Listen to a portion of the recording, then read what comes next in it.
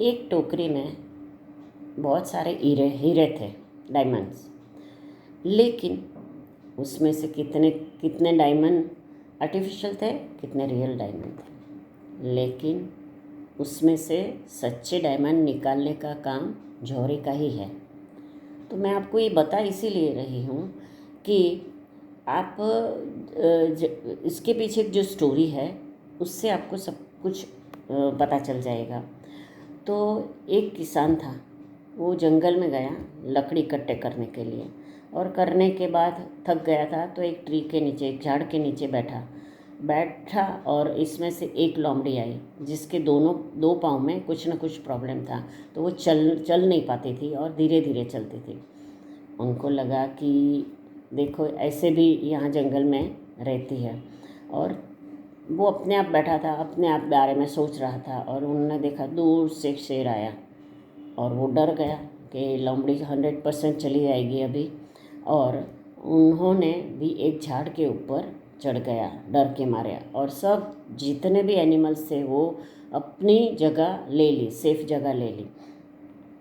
वो शेर आया और उसके मुंह में एक कुछ छोटा सा पीस था, तो उन्होंने लोमड़ी के पास रखा और चला गया।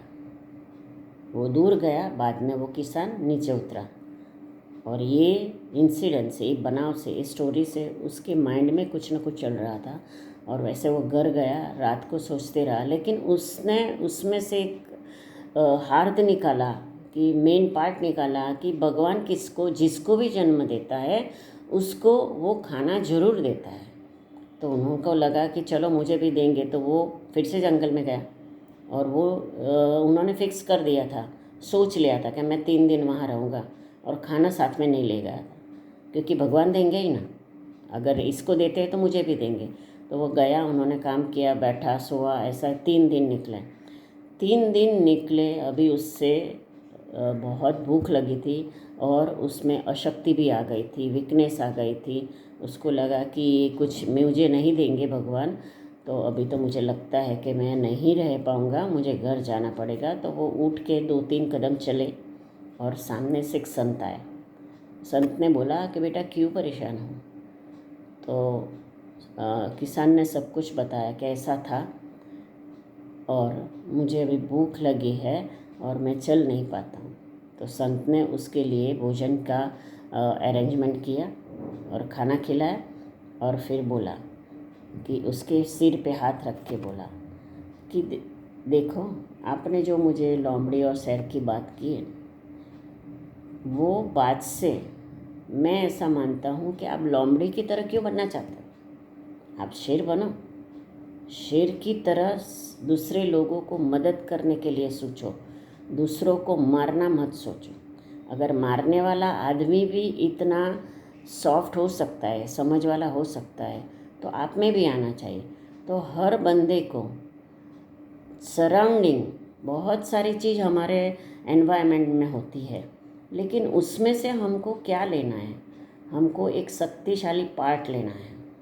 वो टोकरी की जो मैं बात बताई थी, उसमें से आपको रियल डायमंड ढूंढना है, और वो ढूंढने के लिए आपके पास ऐसी सोच होनी चाहिए, ऐसी समझ होनी चाहिए, then only you will get the real diamond. तो आपकी लाइफ में भी चारों और डायमंड ही है, लेकिन वो मिक्सअप है, राइट।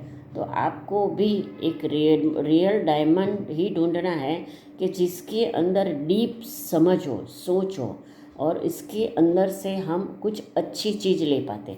डायमंड की टोकरी में भी रियल डायमंड क्यों लेना चाहते हो आप? क्योंकि बहुत महंगा है, अच्छा है। तो आप भी आपकी सराउंडिंग एरिया में से, आपकी लाइफ में से आप ट्राई करो कि आप अच्छी चीज़ ही लो और सोचो अच्छी चीज़ के लिए। किसी की गलत चीज़ की बारे में सोचने से और उसको पिकअप करने के, उसको फॉलो करने की वजह, किसी का अच्छापन पिकअप करो और उसको फॉलो करो।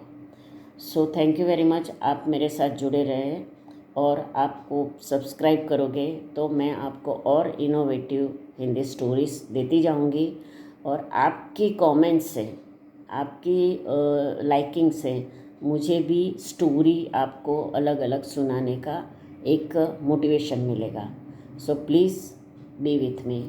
Thank you.